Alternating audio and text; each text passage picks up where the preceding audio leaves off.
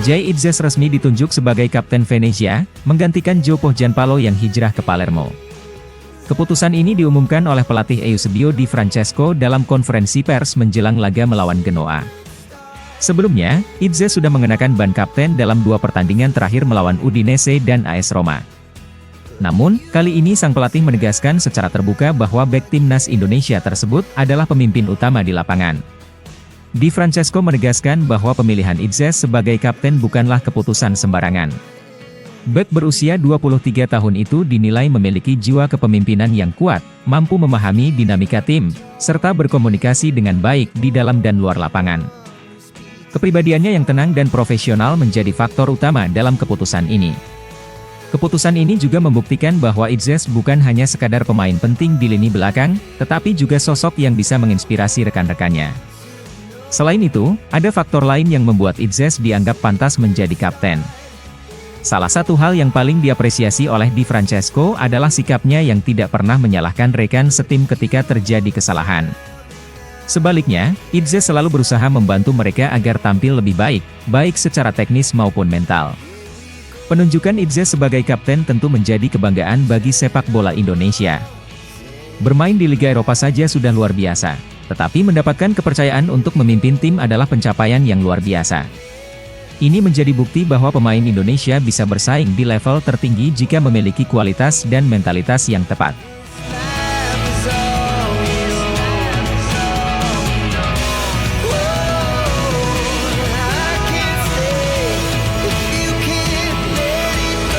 Pertandingan timnas Indonesia melawan Bahrain dalam kualifikasi Piala Dunia semakin mendekat, dan Erick Thohir kembali turun langsung untuk memastikan kesiapan Stadion Utama Gelora Bung Karno.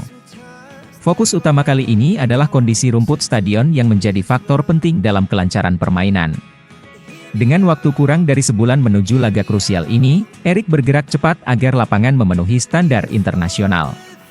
Keputusan ini tentu bukan tanpa alasan, karena kualitas rumput bisa sangat berpengaruh terhadap performa para pemain di lapangan. Dalam inspeksi kali ini, Erick Thohir tidak datang sendirian. Ia didampingi oleh Wakil Menteri Sekretaris Negara Juri Ardiantoro dan Direktur Utama PPK GBK Adi Kusumo. Kehadiran mereka menegaskan bahwa persiapan GBK bukan hanya tanggung jawab PSSI, tetapi juga melibatkan berbagai pihak demi kelancaran pertandingan.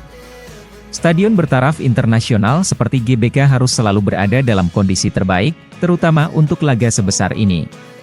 Erick ingin memastikan bahwa semua aspek stadion, mulai dari rumput hingga fasilitas pendukung lainnya, siap menyambut laga penting yang akan datang. Melalui akun Instagram pribadinya, Erick membagikan momen saat ia melakukan peninjauan langsung ke GBK. Dalam unggahannya, ia menegaskan bahwa stadion harus benar-benar siap menyambut laga penting ini. Pertandingan melawan Bahrain bukan sekadar laga biasa, melainkan ajang yang membawa nama bangsa di kancah internasional. Dukungan penuh dari pemerintah dan berbagai pihak terkait diharapkan dapat memberikan semangat tambahan bagi skuad Garuda. Selain faktor infrastruktur, kehadiran pelatih anyar timnas Indonesia, Patrick Kluivert, juga semakin menambah ekspektasi publik. Masyarakat Indonesia menaruh harapan besar agar timnas bisa tampil solid dan meraih hasil positif dalam pertandingan ini.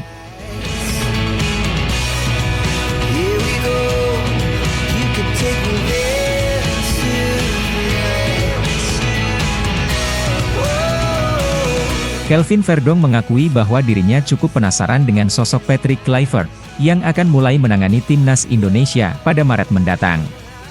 Wajar saja, Kluivert bukanlah sosok biasa di dunia sepak bola. Dengan rekam jejak yang mentereng sebagai pemain maupun pelatih, kehadirannya tentu menarik perhatian. Namun, Verdong tidak terlalu terkejut dengan kedatangan Kluivert. Sebagai pemain profesional, ia sudah terbiasa bertemu dengan sosok besar di sepak bola, sehingga ini bukan sesuatu yang luar biasa baginya. Verdong memiliki pengalaman bermain di klub top Eropa seperti Feyenoord, di mana ia pernah dilatih oleh mantan pemain legendaris seperti Dirk Kuyt dan Robin van Persie. Hal ini membuatnya lebih terbiasa dengan kehadiran figur besar dalam dunia kepelatihan.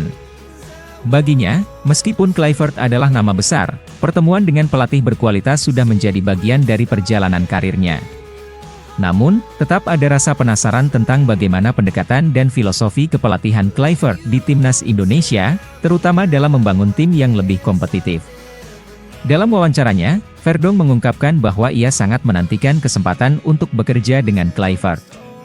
Menurutnya, mungkin baru nanti, ketika ia sudah lebih tua dan menengok ke belakang, ia akan lebih mengapresiasi pengalaman ini. Sikap ini menunjukkan profesionalismenya sebagai pemain yang lebih fokus pada perjalanan karirnya daripada sekadar terkesan dengan nama besar. Kedatangan Kluivert memang diharapkan bisa membawa angin segar bagi skuad Garuda. Banyak yang optimis bahwa dengan pengalaman dan wawasannya, Kluivert bisa meningkatkan kualitas permainan timnas Indonesia. Bagi pemain seperti Verdonk, ini menjadi kesempatan emas untuk belajar langsung dari pelatih yang punya pengalaman di level tertinggi sepak bola.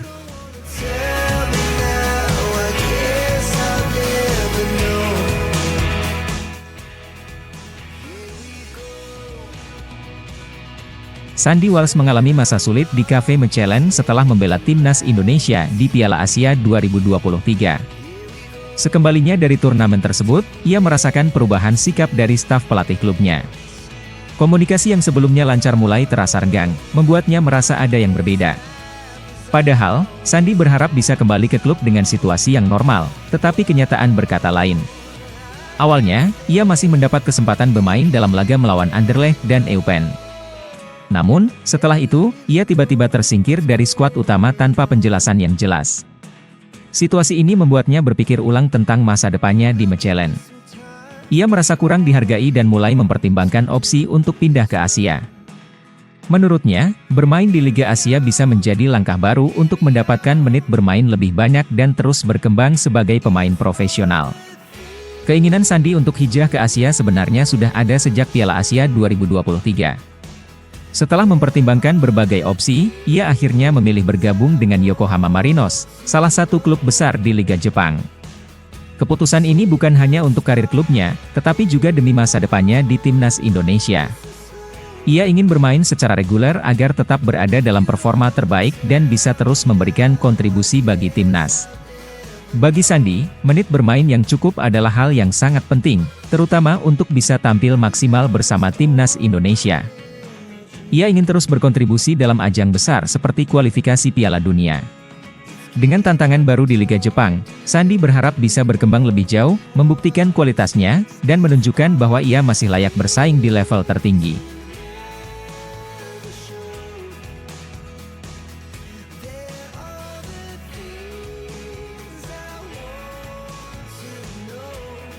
Bergabungnya Jero Ridwald ke timnas Indonesia membawa harapan baru bagi sepak bola tanah air.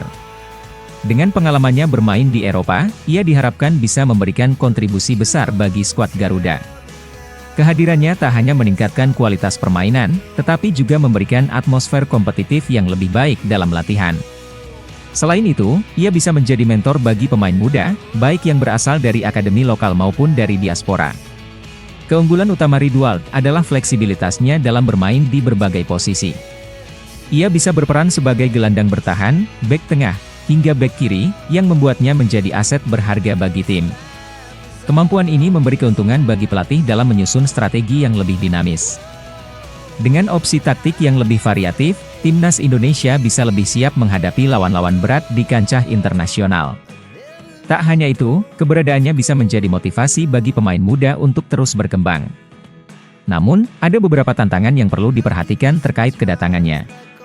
Adaptasi dengan gaya bermain timnas Indonesia bisa menjadi kendala, terutama karena perbedaan filosofi antara sepak bola Eropa dan Asia. Selain itu, persaingan dalam tim bisa semakin ketat dan berpotensi menimbulkan konflik, terutama dalam perebutan posisi utama. Oleh karena itu, manajemen dari PSSI dan tim pelatih harus memastikan proses integrasi berjalan dengan baik, agar tidak terjadi ketidakharmonisan dalam tim. Kesuksesan Ridwald di timnas Indonesia tidak hanya bergantung pada kemampuannya, tetapi juga pada bagaimana tim dan pelatih mengelola potensi serta tantangan yang ada. Jika semua elemen bisa bersinergi dengan baik, kehadiran Ridwald bisa menjadi dorongan besar untuk membawa sepak bola Indonesia ke level yang lebih tinggi.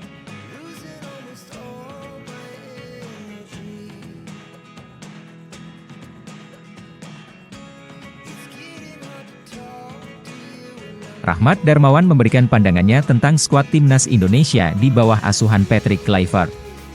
Ia meyakini bahwa Kluivert akan menerapkan formasi 4 bek sebagai dasar pertahanan.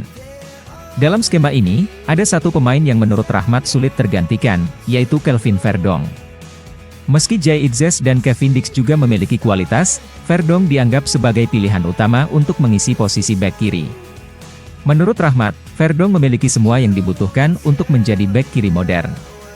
Ia tidak hanya solid dalam bertahan, tetapi juga memiliki visi permainan yang baik. Fisiknya yang kuat membuatnya tangguh dalam duel 1 lawan 1, sementara akurasi umpannya membantu tim membangun serangan dari lini belakang. Dengan kombinasi tersebut, Verdong menjadi pemain yang sulit digantikan di posisi bek kiri. Keberadaan Verdong di lini pertahanan timnas Indonesia diyakini akan memberikan kestabilan yang dibutuhkan. Gaya bermainnya yang disiplin dan agresif membuatnya bisa menjalankan peran sebagai bek kiri dengan sempurna. Selain menjaga pertahanan, ia juga aktif membantu serangan, memberikan tambahan opsi saat tim menyerang. Hal ini menjadikannya sosok bek kiri yang komplit, baik dalam bertahan maupun menyerang. Di bawah arahan Patrick Kluivert, peran Verdong kemungkinan akan semakin penting dalam strategi permainan timnas Indonesia. Jika ia mampu mempertahankan konsistensinya dan terus berkembang, bukan tidak mungkin ia akan menjadi salah satu kunci kesuksesan tim di level internasional.